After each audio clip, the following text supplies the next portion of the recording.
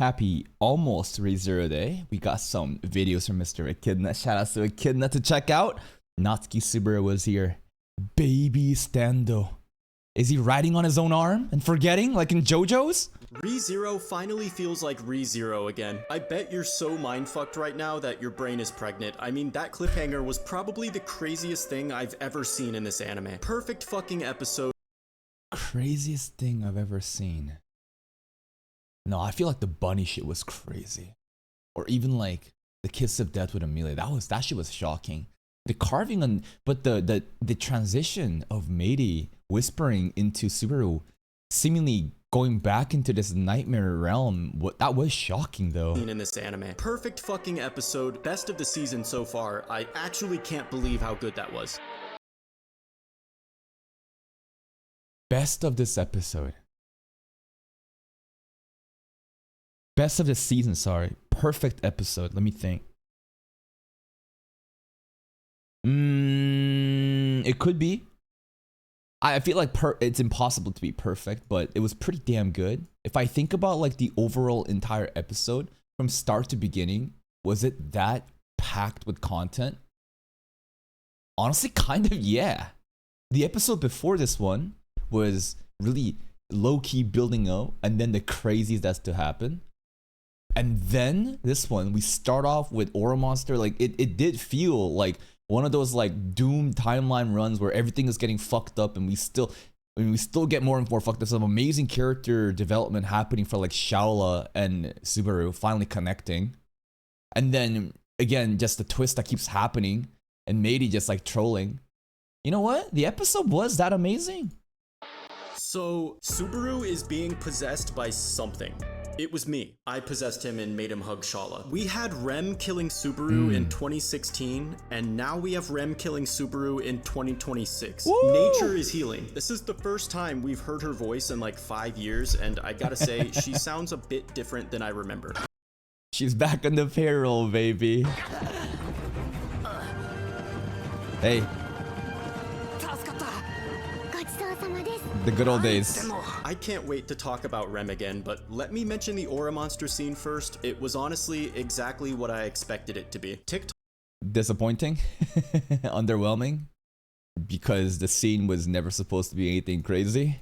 definitely overhyped it. I think novel readers just need to shut up sometimes, because I could have told you guys Aura Monster was never even in the top 20 moments of this arc. Honestly, I forgot it even happened until it went viral on TikTok. Novel readers will never shut up because they need to let everyone else know how important they are because they read ahead and they want to feel special and feel like they are like better than you because they read ahead. Like, to give you an example, I think not everyone's like that, but there are absolutely people that actually take pride in being like, I read more than you, therefore I'm better than you. And the way that they go on about it is so fucking cringe. Because, like, you have nothing going on in your life that the only thing that you can possibly have to feel better about yourself is to read ahead in a work of fiction and then to, like, mock others and gatekeep and to then performatively LARP and create these, like, insider community jokes and on every fucking video. Fun fact. Everyone that is like spamming happy birthday Daniel and all stuff like that on unrelated videos on my channel, I just like instantly ban. Because again, like that, like if you're just having fun on like the main ReZero videos, I don't really mind. But the amount of actual fucking like TikTok retards that come out to just like say the same NPC lines, like it's actually unreal. But that's just kids just having fun, right? It is what it is. And at the end of the day, it also, again, adds on to the overall emotion of the series. And again, it being disappointing was an inevitable outcome. I think the opening actually delivered the Aura Monster hype. Like, I feel like if anything, all the memes led to the opening being that fucking hype. That's what the Aura Monster was, you know? And that shit was amazing. And it's created enough viral marketing and for people to come in and check out ReZero. I think it served its purpose. It was never supposed to be this amazing defining moment in the anime. Simply just served as advertising and marketing for more people to get on board on. talk. However, the melee scene at the end was probably the wildest fucking cliffhanger ever in ReZero. I want to go frame by frame and analyze these blackouts Subaru keeps having, but there was some pretty major Craziest cliffhanger in ReZero. Maybe. I feel like there's a lot of other shocking scenes, but it didn't, like, the episode doesn't really like end there. You know? Like episode 15, for example, when Puck kills Subaru, like, that's a crazy cliffhanger, but not really, because the episode's not done. And then he, you know, returns by death, and then, you know, more stuff happens afterwards. But the Matey scene truly did catch me off guard. It was like, what the fuck just happened? I thought we were chilling for a bit now, and now we're back into this crazy, like, nightmare realm where Subaru is just alone and everyone is dead, and who did this? Cut content this episode that I have to talk about first. In the underground tunnel, Subaru was supposed to open 4 of these wall doors instead of 3. And that's probably the biggest cut content of the entire season so far. Maybe. Apparently the scriptwriters fucked up, right? Because, like, in the Japanese voice acting too, did they say 3? Because I think that was the most important part in, like, the translations that was provided, the one that we watched, right? Where they said the script, right? Because that's a unique moment. Because, like, usually if Crunchyroll fucks up with subs or whatever, right? You Japanese speaking people can understand exactly what they're saying. But if the Japanese word was 3 also, and at this point of the story it's actually supposed to be 4, that is crazy. And this is a very important thing. And why is it 4? I talked about this in the PV reaction. I don't know the details of how it's 4, but if we keep going with the theory of witch factor and how many witch factors Subaru has coincide with how many doors he can open. Before this, what happened? It was only 3, right? Most likely envy exists as this existing, I don't know, like Echidnut also mentioned in season 2, like, you have something existing in you already regarding, like, a pact or something, right? So I feel like return by death, envy, like, that's always kind of been there. We have sloth and greed after Betelgeuse and Regulus. But what's the 4th? Unless he's had another hidden, witch factor, which I doubt, because clearly in the earlier episodes of the season, he could only open 3. That's a big distinction. What changed? I think Rui happened. I think Gluttony happened. Now, usually you would think that you'd have to kill or defeat that person, and then you could get that witch factor, right? But they're not dead. In fact, we're the one getting fucked up by them. But somehow, Gluttony, most likely Rui, consuming us, I don't know, again, all the details and the mechanics, somehow that I feel like is impacting the way that the doors are functioning, therefore the 4th open. If that's not the case, then either it was never about witch factors, or there was some other witch factor existing before. But again, it can't be some other witch factor that exists before, because why else could we only open 3 in the episode where Patrash ate us? I guess it depends what these wall doors actually are. If somehow they don't have any significant relevance to the plot, then this cut content is nothing. But again, my theory is that they have something to do with Subaru's witch factors. And if that theory is correct, then this cut content is pretty crucial. Basically, what I thought in episode 3 was that Subaru could open 3 of the doors because he has envy, sloth, and 1 other witch factor. Probably either greed from Regulus or maybe pride somehow. I'm not really sure. I've got hundreds of different theories about pride, but the point is, I think Al has pride. Pride has been a very interesting position that's been open for a long time. It's just there, but apparently it's just a missing slot, and I feel like there's no reason to assume it's pride because, again, 3 before and 4 now. There's nothing that really happened that would say pride was necessary, unless the book, I guess, right? So here's another thing. We did read T-Phone's book. And so what though? We also know that T-Phone was at Pristella at the bottom, but it's not as if we were really near there. And again, if we use the association with Pristella and proximity of T-Phone and getting the witch factor, then why was it not there in the first iteration where we could only open 3 doors? But I want to believe Al has pride. This episode, Subaru could open another door. He opened a total of 4 and was stopped at the 5th one. So the implication is that he gained a new witch factor at some point this. I don't know, because that's the logic, right? That's the reason, like just the base like logic of like, yeah, you gain one and you open it, right? But I'm just wondering, right now, again, how we've been consumed by gluttony, has this impacted anything? Like the association with that witch factor, that authority or whatever? Or even, is this even real?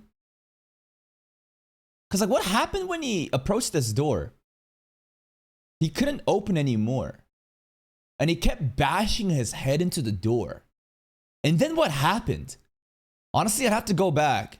But it's just like a bunch of schizo shit just happens and suddenly we're in the tower and everyone's just kind of dead and it's all fucked up, right? Season. Obviously, he hasn't defeated any Sin Archbishops this season, so either someone else killed an Archbishop off screen and the witch factor transferred to Subaru, or someone in this tower gave him a witch factor without us knowing. The That'd be scene where crazy. Subaru starts glowing and then teleports back to the tower was just as weird in the novel. No explanation whatsoever. He just starts glowing and then randomly appears back in the tower. Yeah, that what was that?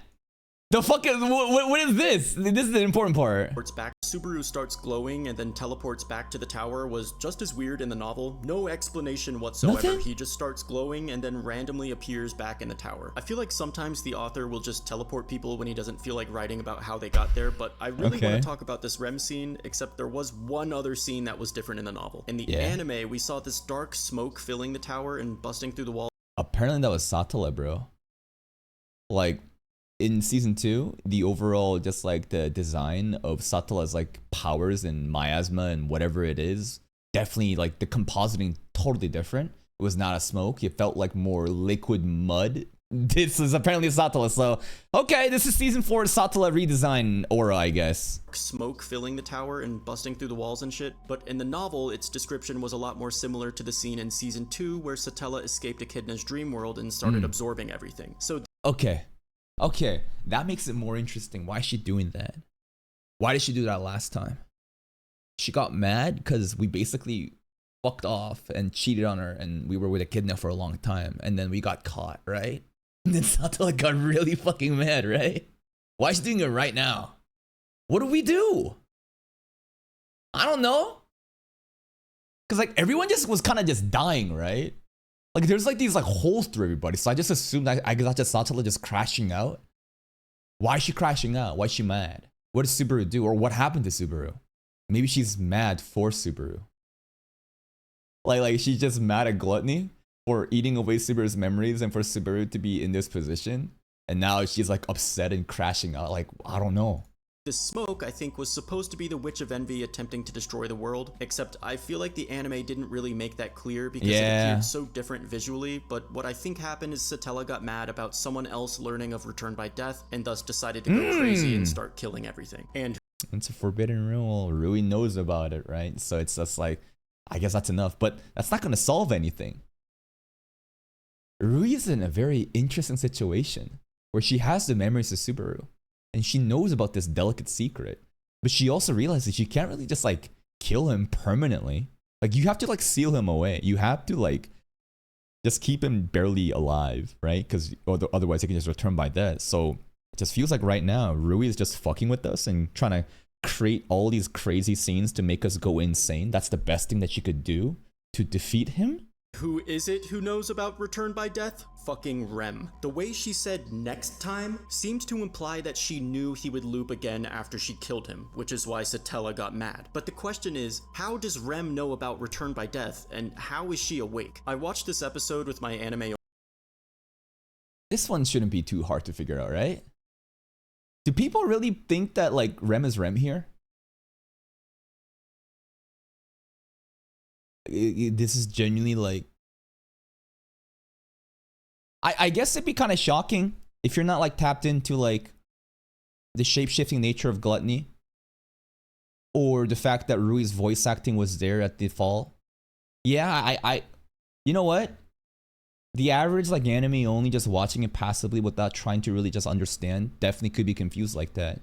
only roommate, and his theory is that she's possessed by something. I've seen a lot of similar theories on Twitter too, and I've heard some theories from reaction channels that she's being possessed by gluttony. Subaru did hear I don't think she's being possessed. I think she literally just transformed into. This is a shapeshifter. Gluttony's voice last episode, so that theory currently has the most evidence, but if that's the case, then how would Gluttony know about But the really interesting part here is that this is Pandora. I don't believe this. I think the logical choice right here is just keep building off of the Rui theory and everything is consistent. How would she know also about Return by Death, ate the memories? Makes sense. Now, I do believe that the gluttonies all share it because I don't think Rui ate Rem. It was Lai, right? Baten Kaitos or something at the beginning of season 2 when Regulus and you know, Gluttony is there. But I think that they all share it. That's why like it doesn't need to be someone else and Rui could do it too. Return by But like what if it's Pandora though? Every time there's always the like 1%. What if it's Pandora though? Death. It's also implied that Rem was the only person to survive the massive fight that broke out in the tower. True. The wheelchair, right? It was empty. The body was missing.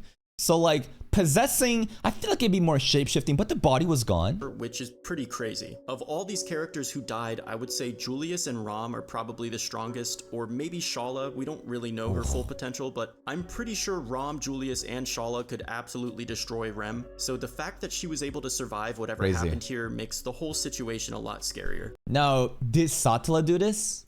Or did Gluttony do this? I just see chunks of flesh being eaten away. Thematically, Gluttony biting chunks like that, I guess it kind of makes sense. I thought that maybe it was just Satala just like penetrating everybody and just crashing with the smoke. These some clean fucking, you know, holes right in the bodies too. Either or, but could just be Gluttony. Straight up just could be Gluttony. So, if we believe that it is Gluttony, where is the real Rem body? Because I thought that Rem has been basically the shape-shifting nature, right? But I guess everyone could just get caught off guard. Kind of really sad that Ram would just die by the hands of Rem here. Ram has no clue what the fuck is going on here either, but it's crazy death. Maybe Shala, we don't really know her full potential, but I'm pretty sure Rom, Julius, and Shala could absolutely destroy Rem. So the fact that she was able to survive whatever happened here makes the whole situation a lot scarier. It's hard to tell exactly what happened, but there's some analysis we can get from their corpses. Obviously, last episode Shala looked like she was about to transform and start attacking people, which and she didn't provoked a fight between her and the rest of the party. I'm kind of disappointed at that. I was really excited to see her like transform into some sort of scorpion Terminator monster. But unfortunately, nope. Rom appears to have died protecting Rem from Shala, but honestly, this hole in her back does kind of look like an exit wound, so maybe it was Rem who killed her. Yeah, straight up just got baited, right? Either it was Rem shapeshifted or Rem possessed and just penetrated forward. Poor Ram. But honestly, this hole in her back does kind of look like an exit wound, so maybe it nice was autopsy Rem who killed report. her. Maylee probably didn't put up much of a fight, judging by the way her body's lying there, but Julius died like a real man. He died with aura, fighting until the very end, until he finally accepted defeat. Anastasia looked pretty cool. I feel like, if anything, it should have been Anastasia behind Julius here. The foremost knight, you know, protecting his girl. But he ended up just, you know, protecting the lolly. Not really, because she's dead too. Maybe Subaru would approve. And then Anastasia, this is funny as fuck. Her body's cut in half. Again. And if you remember, right? Echidnut came out and she's dead, and then the real Anastasia comes out when Ram cut, you know, the body, and she's like screaming, "I don't want to die." That part was actually funny to me. Defeat. Anastasia is still 50% off. She stays getting cut in half. Beatrice and Amelia were... Now this is interesting how she was also dead by the stairway, and this I believe is the stairway up to Raid. So I wonder if Anna was like running up towards Raid to see if Raid could protect her or something. Honestly, I might have done that too, right? If there's like this imminent threat that like I know I can't beat, fuck it, I might just go seek out the Sword Saint, you know, or not the Sword Saint, I guess, you know, raid and see if he can actually save us. She stays getting cut in half. Beatrice and Amelia were the only corpses we didn't see, which kind of makes sense for Beatrice because, as we know, she kind of just evaporates back into mana when she dies. What about Amelia, though? Amelia does leave a body behind, which was typically followed by Puck ending the world. I don't know if that would happen this time since Puck is still out shopping for milk, but what happened in the run when Satala pulled up to the sanctuary? Where was Amelia's body at that time? Does anybody remember? Because I just know that Subaru at that time was just like very, just, you know, just talking to Echidna in the sanctuary. And then Amelia, we never found that in that run either. Okay, it's good. So the point I'm here trying to make is there is like, yeah, the possession part, right? I think that Satala needs like a vessel to manifest literally here. Because she's like sealed, but it seems like the seal is kind of weak, or she can just come out and play sometimes. So we didn't get to see Satala's like manifestation this time. We only saw the smoke, but like the same idea of like, where was Amelia's body? It's gone. Maybe, you know, it's actually the witch right now. Regardless, Rem's body was also missing. I think what probably happened was Shala started attacking people, there was a big fight, and then they got third-partied by Rem, and she basically just cleaned up. Yeah, I like that idea too. Definitely can't, you know. Well, why would Shala be crashing out though? It's not like everyone else broke the rules. Maybe it's just simply because Subaru broke it, and Shala decided to crash out on everyone or everybody around her. But also, like, we saw Shala do her job, right? Basically, for that logic to work, that Shala crashed out at everybody, that would mean Shala must have done that before she even left the library. Because here's the idea. She came out to shoot the worm, and we got lucky, and we came down, right? Shala did her job there. Maybe she went back and crashed out. I don't know. But I feel like it could be. But I think that there's something else going on. Is a maid after all. I'm in anime only, but when I read this chapter, I actually didn't know that this was Rem who killed Subaru. In the novel, it was just dialogue, it didn't include a name or anything, so I didn't even know who it was that said this, but damn. How are you an anime only and then start talking about the novel? Because he read the novel after he watched the anime. Echidnut's... I don't even know if that's like a community reference at this point, because I don't think anyone is pretending like the LARP is fun. That's all I say. You know what? You keep doing your thing. It didn't include a name or anything, so I didn't even know who it was that said this, but damn. The plot twists in this season go so fucking hard. It broke my heart when Subaru stabbed Patrash, and she just kinda took it. Subaru's mind was obviously affected by the miasma, but this time Patrash... Miasma is crazy. He just kinda took it. Subaru's mind was obviously affected by the miasma, but... Yeah, that's like a cat pun. Miasma. How do I say it? Miasma, I guess. Miasma. I don't know. That's the first time I've heard that pronunciation. But this time, Patrash was still Patrash, so she probably didn't even understand why Subaru was doing that, and the fact that she didn't fight back made it even worse. I'm actually so... Patrash and Shala, the goats. Patrash has always been an OG since the beginning, and I feel like here, this moment actually like made me accept Shala as like an ally or like a friend of the party. Because until now, it just felt like just annoying fan service character. Okay. This moment was real though. This was genuine because he truly has nobody. And like this basically like she's just loyal no matter what to Subaru. Right? Felt like an actual like bonding moment when he has nobody except Patrash and Shala, I guess. I know he has Amelia and Babe. They're all trying to be there too, but it's different right now. And these two are the first two that he kind of bonded with right now. Proud of Subaru for hugging Shala though. I hate it when anime protagonists are allergic to women, and if there's anyone who deserved a hug in this tower, it's definitely Shala. She waited here for 400 years for Subaru, so if he didn't hug her, I probably would have crashed out. The other new development this episode introduced...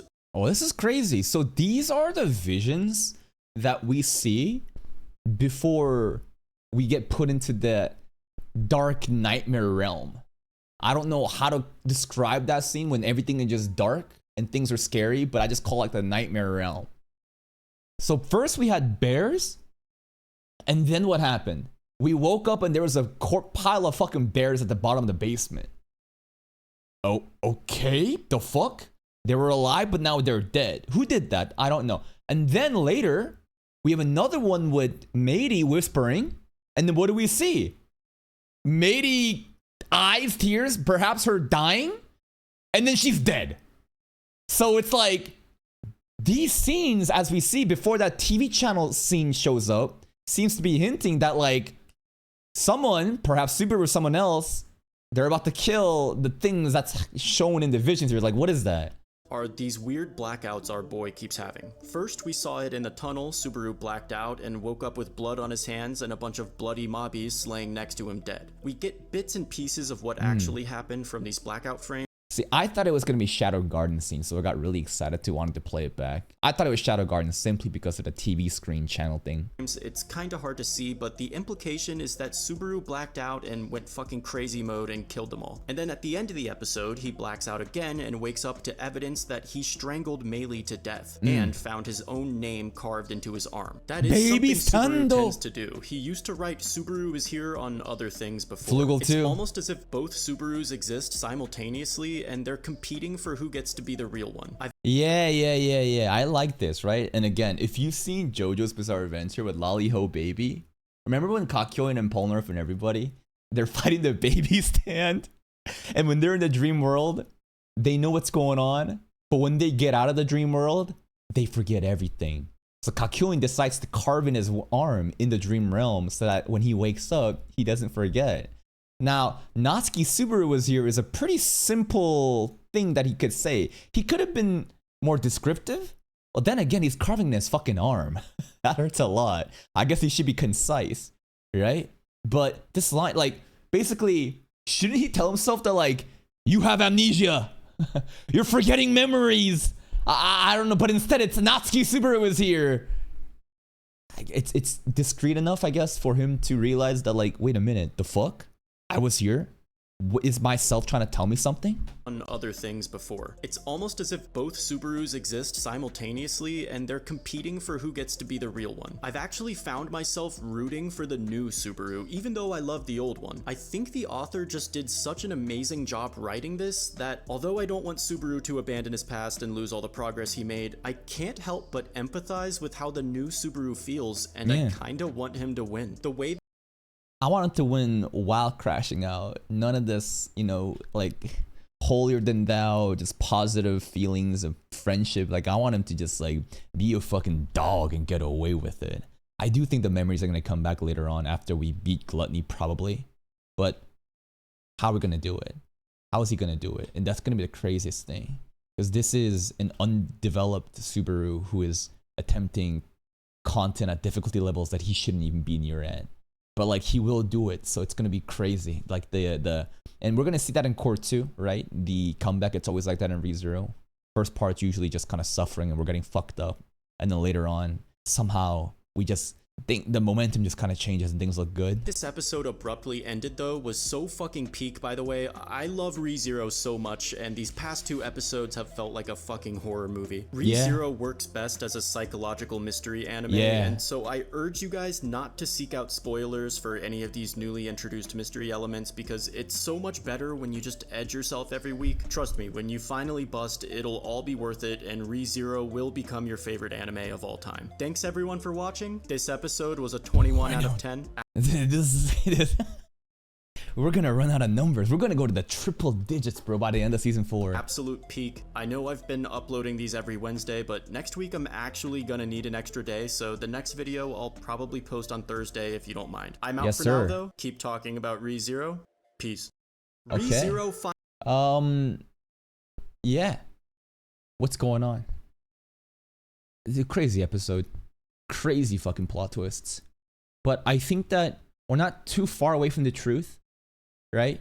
Like, I do think that it was Rui in the form of Rem doing all of this. I think that's very consistent with what we've seen and the mechanics at play.